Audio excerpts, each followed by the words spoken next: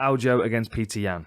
So second, third, fourth, fifth round, clear cut, right? Yeah. Aljo won the second and third. He was on his back for almost the whole time. Then the fourth and fifth, Petr Yan beat the shit out of him pretty much. He dominated. Like, I would say that the last 2 rounds of Petr Yan were more impressive to me than the 2 rounds that Aljo won the second and third. Right, yeah. Just because of how aggressive and how flowing the fight was. It was more entertaining to watch, and he showed a wider skill set. The first round was a weird one because 2 of the judges scored it for Aljo and 1 judge scored it for Petr Yan. How did you score it? Well, I've not yet to watch it again. Okay. And I wasn't really paying attention in the first round because I didn't watch it live. I watched it Sunday morning. Right. When you were still rubbing sleep out. Yeah, so I was making a coffee and just doing other stuff. So I didn't really pay much attention to that first round. By the looks... What was your casual feeling? My casual feeling was Aljo. Right, okay. Weirdly enough. Because he was landing the better quality shots? I think so, yeah. And he wasn't, like you said, like Petr was pushing forward and putting the pressure on, but he wasn't really doing much with it. Yeah. And by the commentator's reaction as well at the end of the first round, I just automatically thought Aljo won it. Yeah. But I do want to watch it again and have a bit. It's definitely worth a watch because, to be honest, I mean, it's like because the last 4 rounds were so clear cut. Like the first round is really the big conversation, and I think it was quite clear. It was quite clear that Aljo was patient and he was fighting very smart, and he was utilizing the fact that Yan was aggressively trying to walk him down because of how the last fight had gone. Like Petr Yan in the first fight, that first round, he was kind of coasting. Like he was cruising, he was playing defensive, he was letting Aljo work. And it was like the script had been flipped, and he was the one that was now being aggressive, and Aljo was like moving away. And I mean, his kicking game looked really good in the first round. He kept catching him with really good shots. And then, second and third round, Aljo dominating him, taking his back, was... The problem is that there wasn't a great deal happening in those positions, although you can't not score them for Aljo. Yeah.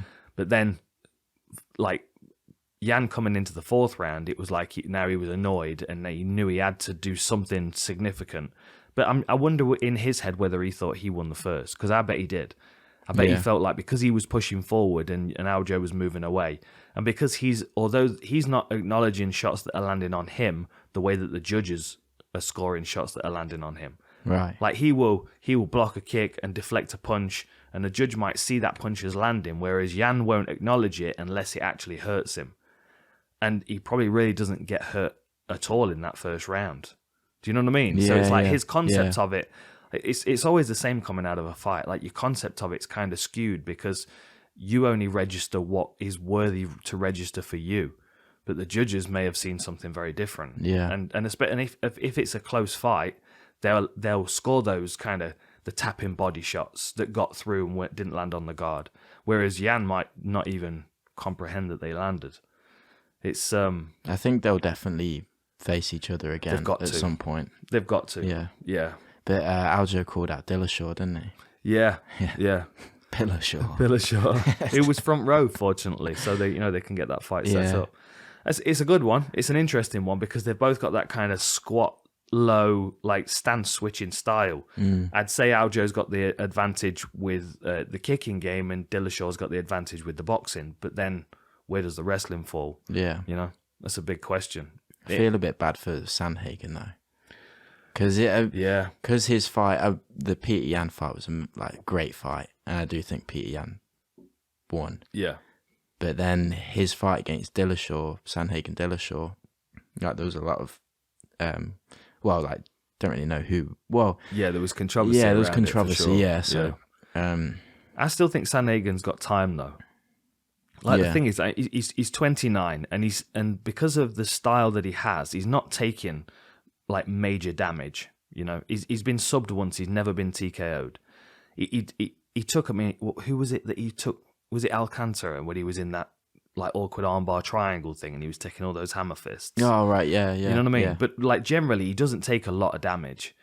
So I think that even though he's 29 now, I think you give him 2 years and he's still in this top 5. He's just got one of those styles that I think is long lasting.